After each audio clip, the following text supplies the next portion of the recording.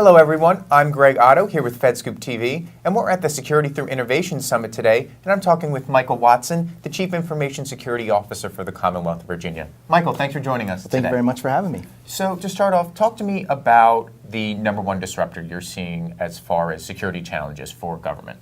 Well, so we're, of course, I think we're in line with a lot of other folks. Our #1 issue as far as our agencies and stuff go. So we support about 80 different agencies. Okay. And as part of that, they're pushing more towards data distribution out to a lot of different places. Okay.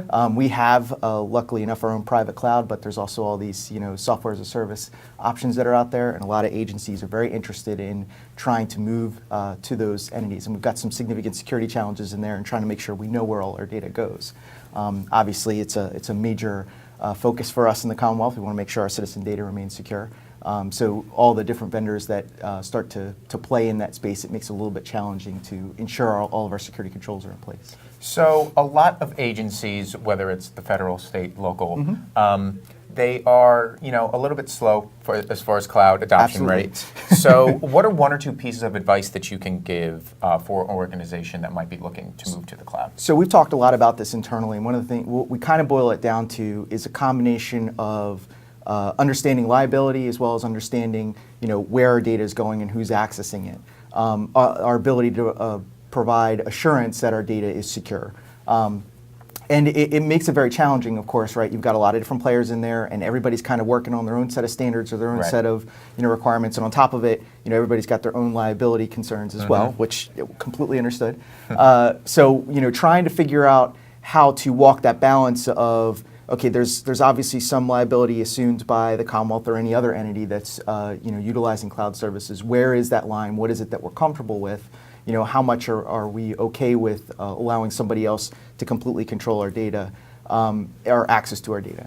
And making sure that the vendors and such that you're working with have that ability to provide you that level of assurance, whether that's understanding the logs or being able to show that your right folks have background checks or whatever it may be. Right. All of that stuff together is kind of how we provide that level of assurance, which is what we consider our data being secure. So with technologies like the cloud, mobility, Internet of Things, a lot of these are highly complex. So how can we reduce the complexity in the IT infrastructure and still allow innovations to come forward? And it's a great question. It's one, again, we put a lot of thought into in discussion. My team every so often over lunch we'll bat ideas back and forth for a while. And what we've kind of come to is that, and you're starting to see it already, the security, the days of border security are kind of gone, right? Okay. And this is nothing new, right? A lot of folks probably sat in this chair before me and said the same exact thing. But as border security kind of erodes, we're starting to look and say, okay, well, we need to bring the security down to the data level, right? Focus on making sure that the data has the appropriate controls in place, whether that's encryption or some sort of encapsulation, or there's lots of IONs that tokenization. You pick your terminology to stick on top of it, but all of those things are very focused on the actual data that's being transferred back and forth. Once you put the security layer around the data, it really doesn't matter where it goes or where it sits. It just matters about how you access it, and those controls will help protect it, and we think that's kind of where we're headed. At some point or another, we're going to stop worrying about protecting layers in between and focus directly on the data. And some of that's already happened, but we'll see more of that. Okay. Switching gears, cyber attacks, not going away anytime soon. The lines are kind of... It's job security, right? Right. Lines are blurring between whether it's organized crime, black hat hackers, nation states. What worries you, and are the answers policy-based or are they more technological innovation-based? So it's a great question, and one that's a little bit tough to have a clear answer to. Obviously, if somebody had the magic bullet or silver bullet, we probably wouldn't be sitting here. Right, we wouldn't be asking you this question, right? But I do think it's probably going to be a combination of both. The technology pieces are basically like locks on doors and things. They're preventative measures. Our ability to make sure that our data doesn't go off into places where it doesn't be, whether it's classified data or our own credit card data, or you name it. Those technological measures are just designed to be better locks, be better protection. Our policy-based approach, we need to do a better job of going after the people behind it, and that obviously gets very complicated, especially when it's really tough to figure out where they are.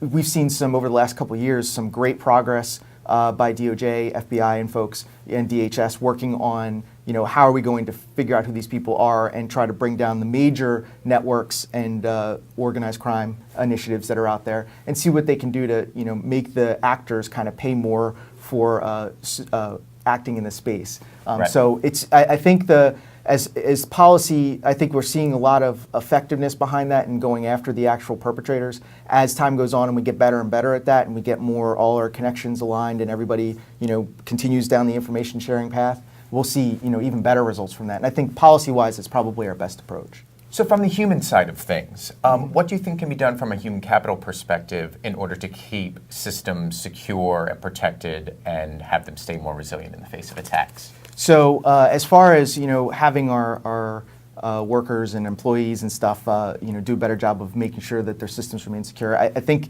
as a security practitioner, my best approach is to say work on containment. Unfortunately, humans make mistakes, right? Right. It happens all the time. One of the reasons we have insurance is that's people make mistakes. In order for us to successfully contain those mistakes, we've got to make sure our procedures and practices focus on making sure that those folks are protected and that whatever actions they take aren't going to cripple us significantly. We work towards that. We make sure that they affect us as little as possible. So far, I think we've been pretty successful, but I do think that no matter what, that is going to be the highest risk in the chain. Whether it's the insider person doing something malicious or the person actually just making a general mistake. Great. Well, Michael, thanks for taking some time out to talk to us today. Appreciate the insight. No, thank you very much for having me. For all of our videos, you can check out our YouTube channel, and for more information, you can check out FedScoop.com. I'm Greg Otto. Thanks for watching.